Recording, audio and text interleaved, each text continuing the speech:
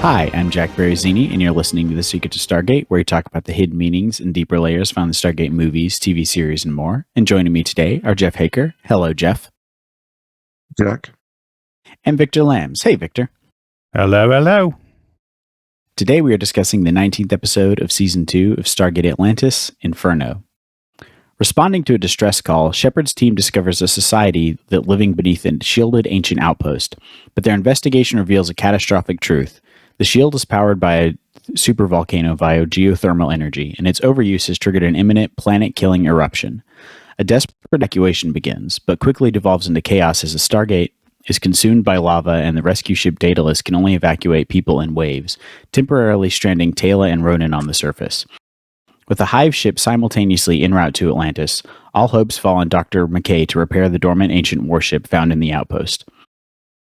McKay executes a wild last-second gambit, using the raw force of the volcanic explosion to launch the vessel into the air, surviving the blast for a few critical seconds behind the ship's shield before instigating a micro-hyperdrive jump that propels them into orbit, saving everyone on board and delivering a powerful new warship, the Orion, to Atlantis. At least for a bit, as we were just talking about. What are your thoughts on this episode, Jeff? Yeah, this one was fun. I liked it. Getting to know another, human society that's taken advantage of the ancient technology and even has, like we said, the warship, which is cool. But of course, Atlantis arrives just in time for it to, be going into catastrophic failure. So, McKay has to do yet another, pull a rabbit out of a hat to save everyone, and he does, like he always does, and they end up with the ship, which is cool. So it was, and then I think you even get some good Taylor and Ronan stuff of facing their imminent death when they're kind of trapped in the village and can't get to the base. So that was a little bit of interesting development for them, because Ronan is very much like, I want to fight something. I don't want to go out just from something like this. So and we get to see even some development with Weir and talking to the chancellor of the planet. She's having to kind of negotiate, and not just that was interesting, because Weir is a negotiator, and we often don't get to see her do that, at least recently. So I thought it was a good one. What about you, Victor? Yeah, I was really excited to see Dr. Warner back from season 1 and 2 of SG-1, but it turns out it's just the same actor, Kevin McNulty, playing a different character. So, but you may recognize Kevin McNulty from everything, because he's been in everything. But yeah, I thought it was a good disaster episode, Inferno, like Towering Inferno, the movie from the 70s, which was a disaster movie. It's a bit weird to put it, the penultimate episode of season 2.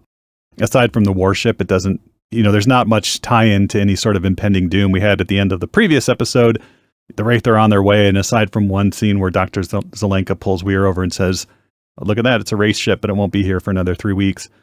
It seems, there's no momentum from the last episode to the next episode, really. Apart from that, it was a bit uneven.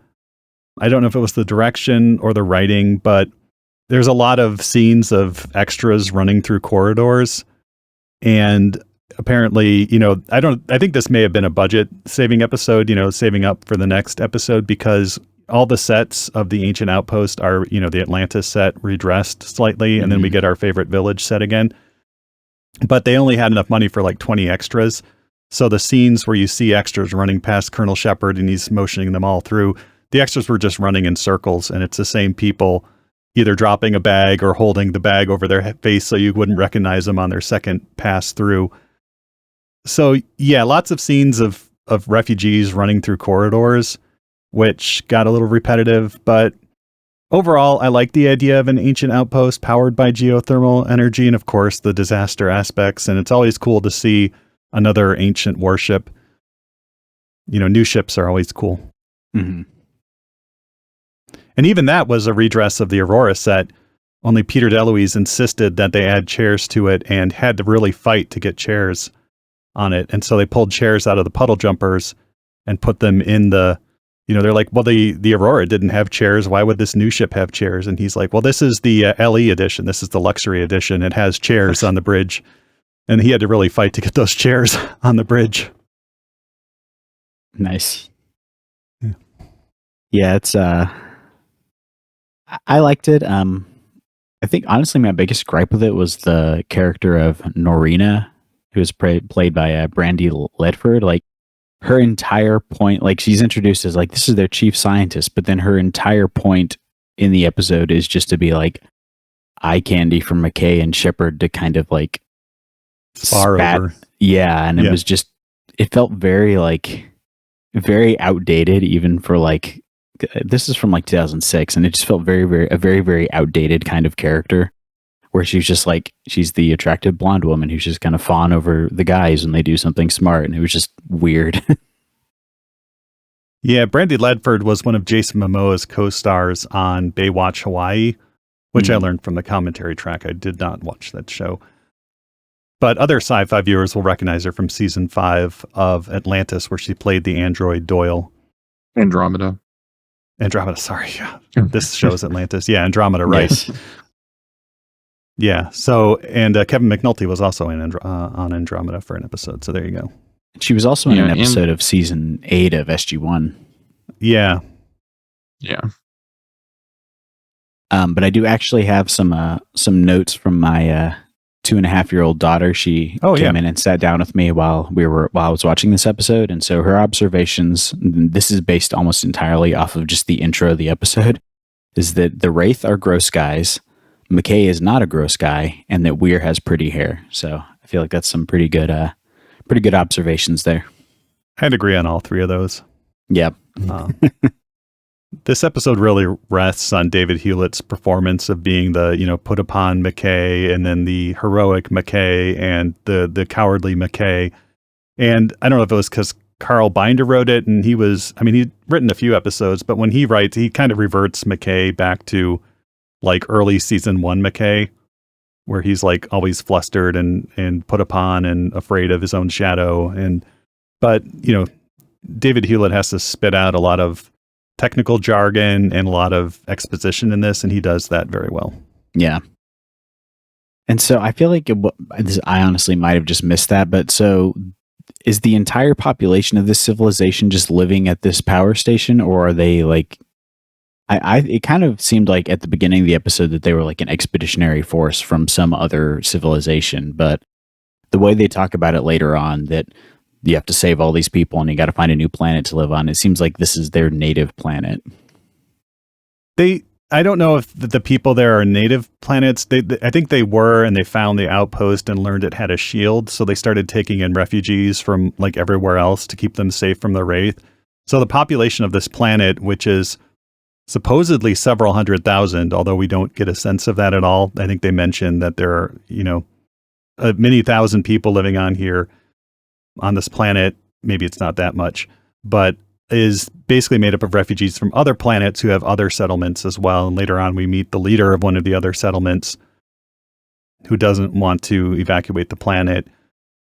But the consequence of running the shield nonstop has been that they're basically creating this, taking this, inactive supervolcano and turning it into a very active supervolcano just as the Atlantis team arrives, which is kind of suspicious from the point of view of Kevin McNulty's character. He's like, oh, we show you this warship, and then all of a sudden you're evacuating all of us, and we think you might want to steal our warship. And Weir's like, no. Well, we do want the warship, but...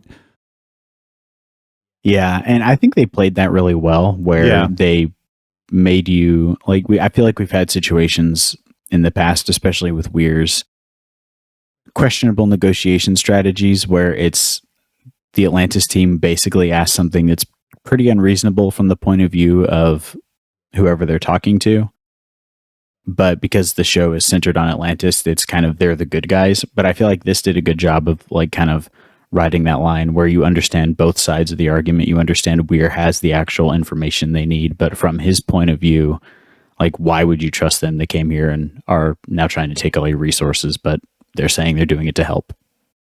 Yeah, and they evacuate a handful of people, and then the Stargate's swallowed by the volcano, and Weir's like, no, you can't go back, and you're stuck here with us, and trust us that our team is going to do what's right for your people.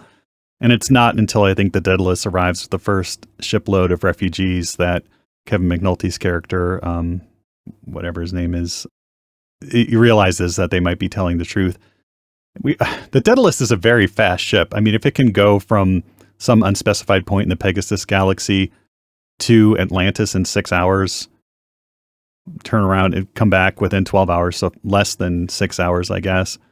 And for an episode that's all about like a ticking clock, we don't really get a sense of how much time, because they keep saying this volcano could go up anytime, or it could be, not anytime. How many trips can the Daedalus make? Well, it'll take 4 to evacuate the planet, but, are they going to come back in time for a second trip? And so the time doesn't really work out until the very end where Hermione is giving a countdown. But we don't really get a sense through the episode of like, what we know there's urgency, but we don't know, what the actual timeline of that urgency is. Yeah, because I think it would have taken 48 hours if the Daedalus had to do everyone just based on round trip.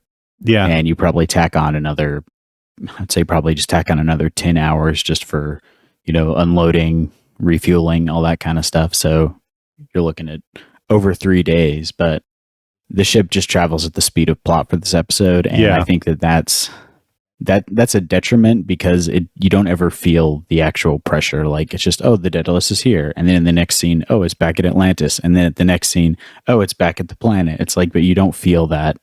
They didn't do a good job managing that tension there. I was waiting for them to, I mean, I'd seen this before, so I knew they didn't, but I've been like wondering, well, why don't you just figure out how to store people in the the transporter buffer like they do on Star Trek? Because that would be an easy way to, download the entire population or however many people you need to, and then you can, beam them into Atlantis in groups or whatever. Or like, can you not find another planet along the way that's closer? Like, there's one just an hour away from this. Really good point.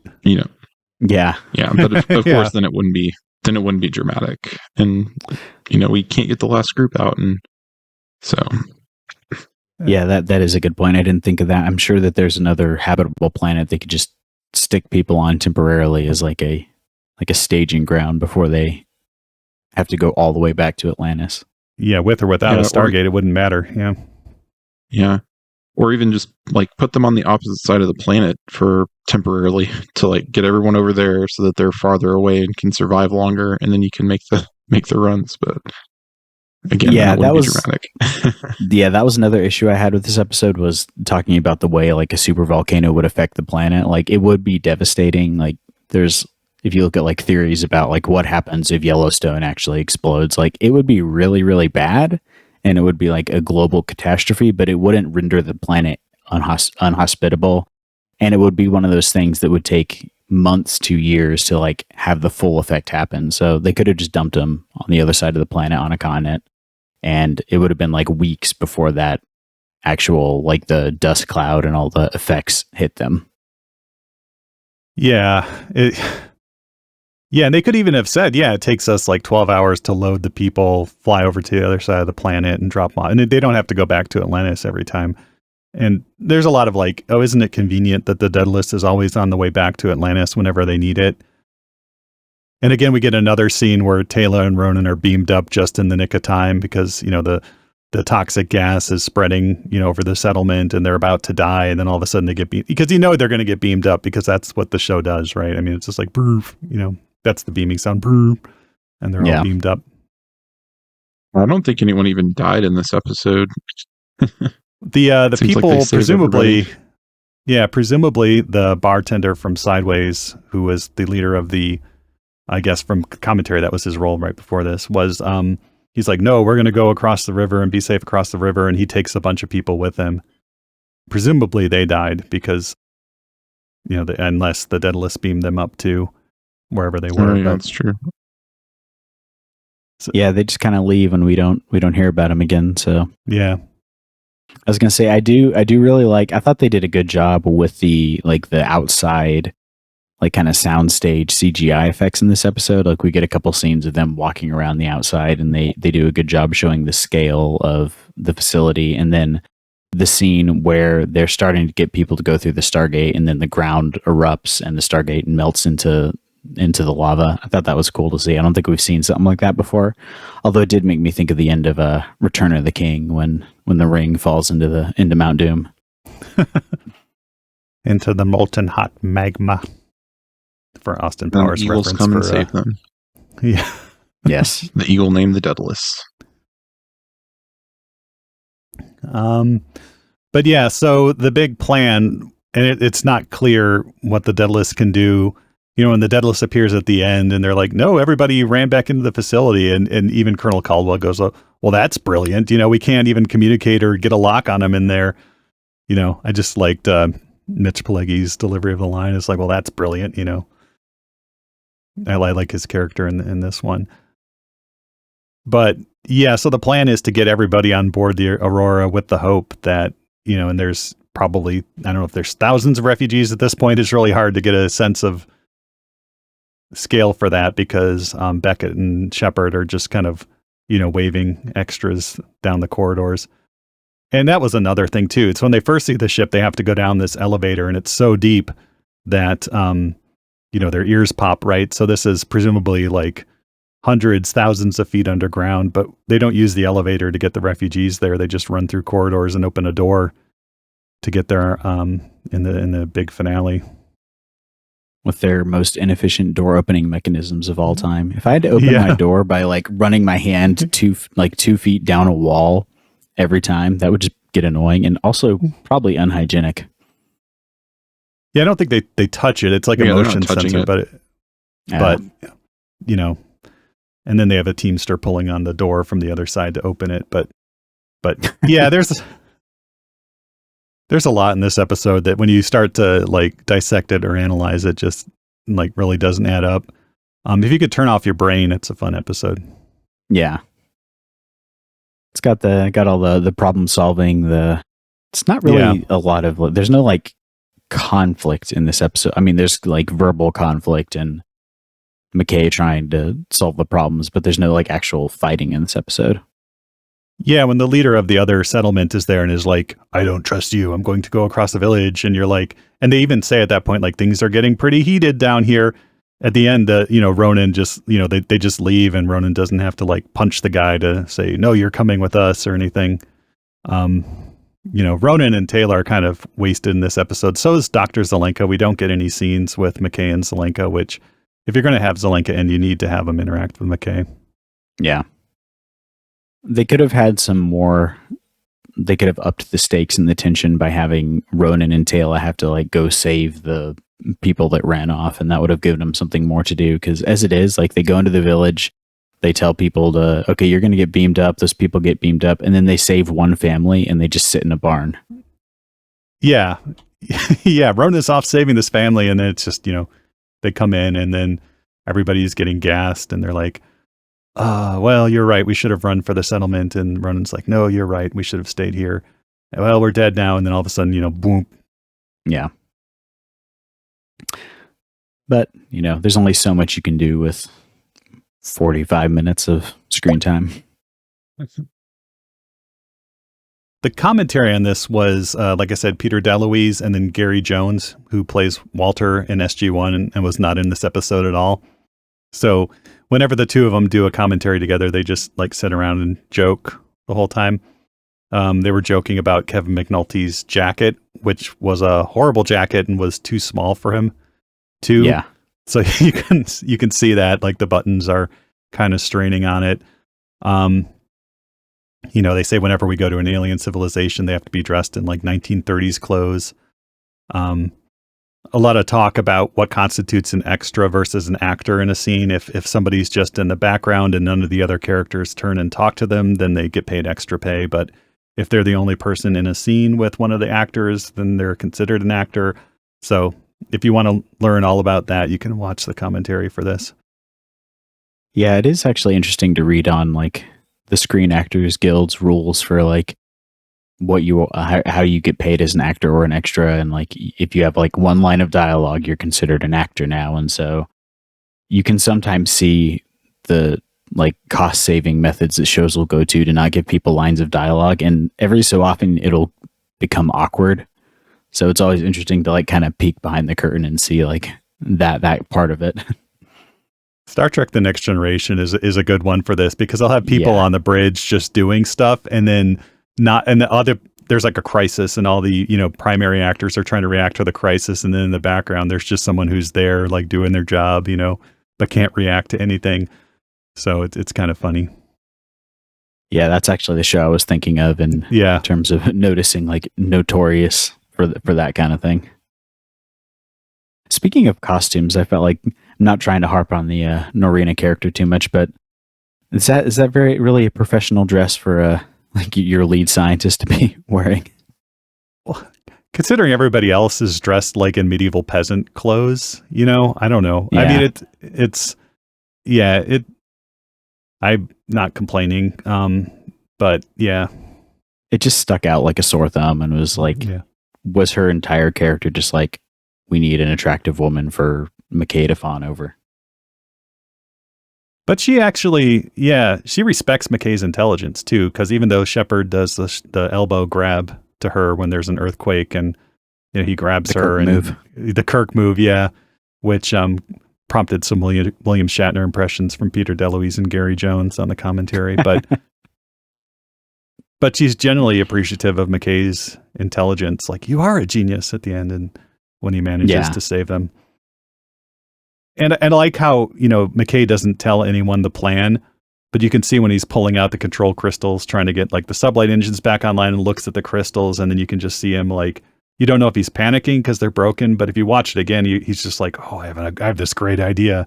Yeah. Type thing.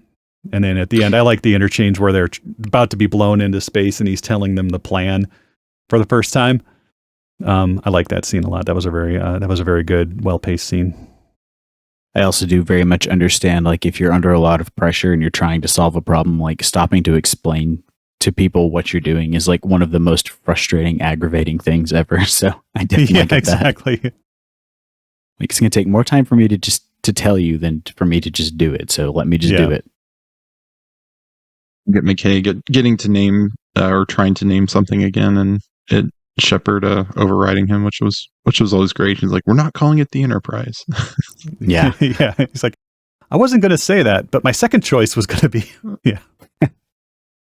And then Shepard gets to name it after all. Yeah. Yep. Just calls it the Orion. Which, weirdly, on Hulu, for some reason, there's just something broken with like their auto censor algorithm or whatever. It will censor the word Orion, and I'm not sure why. Really?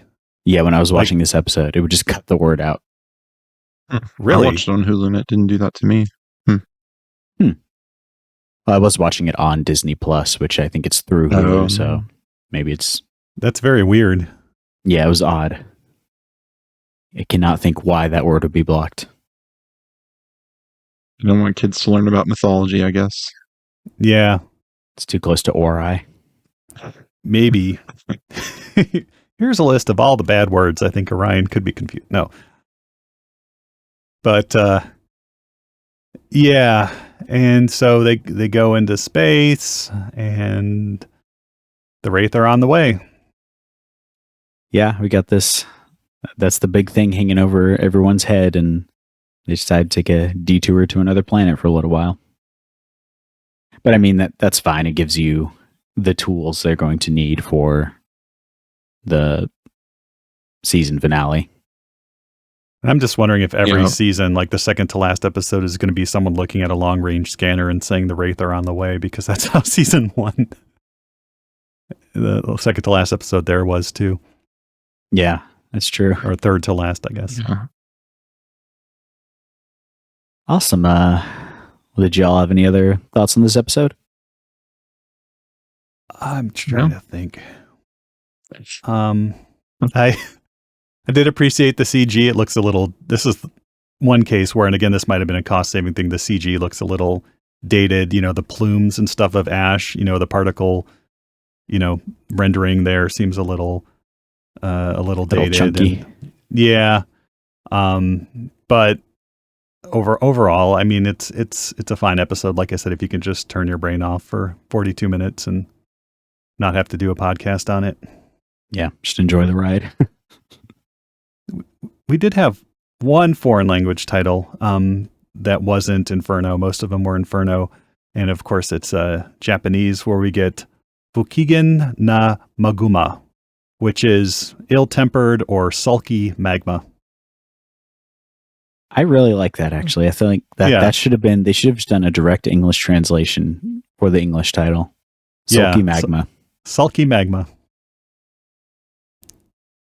Sounds like a band name. Yeah. It does. Yeah. Like Fukigen one of those like na Maguma drone rock bands or something. Yeah. Before we go, we'd like to take a moment to thank all our patrons who make it possible for us to create the Secrets of Stargate. Their generous donations at sqpn.com/give make it possible for us to continue the Secrets of Stargate and all the shows at StarQuest. And you can join them by visiting sqpn.com/give. And be sure to follow the show on Apple Podcasts, TuneIn, Spotify, iHeartRadio, and you can find our video versions at youtube.com/StarQuestMedia. And to find previous episodes of Secrets of Stargate and to send feedback, please visit sqpn.com/Stargate. You can email us at stargate@sqpn.com and follow StarQuest on social media at facebook.com/StarQuestMedia or on X at SQPN. And we'll be back next time with the next episode of Stargate SG-1 Camelot. Until then, Jeff Haker, thank you for joining us and sharing the Secrets of Stargate. Thanks, Jack. And Victor Lambs, thank you too. Thanks, Jack. And remember, we're not calling it the Enterprise either. One of these days. Yeah. One of these days, McKay. And once again, I'm Jack Barazzini. Thank you for listening to the Secrets of Stargate on StarQuest. Anyway, I'm sorry, but that just happens to be how I feel about it. What do you think?